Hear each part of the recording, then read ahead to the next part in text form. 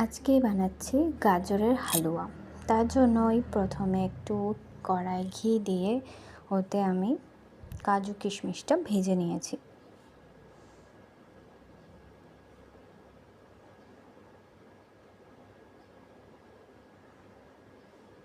এদিকে গাজর বেশ 4-5টা মতো গাজর আমি গ্রেট করে রেখে দিয়েছি। এবারে এদিকে কাজু কিশমিশটা ভাজা ভাজা হয়ে গেলে তুলে রেখেছি। আমার গাজরের সাইজগুলো মিডিয়াম সাইজ ছিল। এইবারে ওই ঘিতেই আমি আবার গ্রেট করা গাজরগুলো দিয়ে এবার গাজরগুলোকে একটু ভালো করে ঘিতে ভেজে ভেজে নেব। গাজরগুলোকে ভালো করে একটু ভেজে ভেজে নিয়ে ওতে দুধ অ্যাড করে দিয়েছি।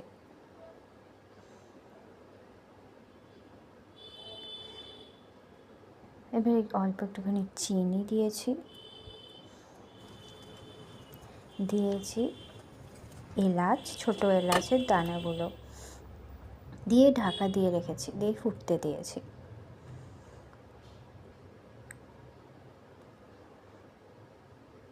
এবার যখন ফুটে একটু ঘন হয়ে আসবে তখন ওপর থেকে দিয়েছি কনডেন্সড মিল্ক।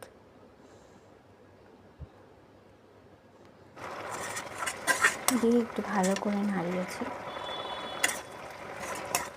ভালো করে নাড়তে নাড়তে যখন আরও ঘন ঘন হয়ে আসবে তখন ওই কাজু কিশমিশটা অ্যাড করে দিয়েছি।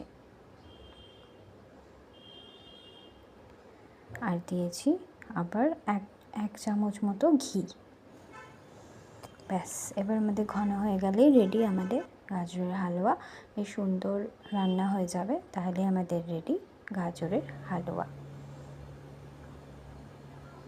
বেশ ভালো লাগে খেতে সুইট ডিশ হিসেবে। যে খুবই একটা কমন ডিশ। কেমন লাগলো জানাবে। সবাই ভালো থাকবে। টাটা।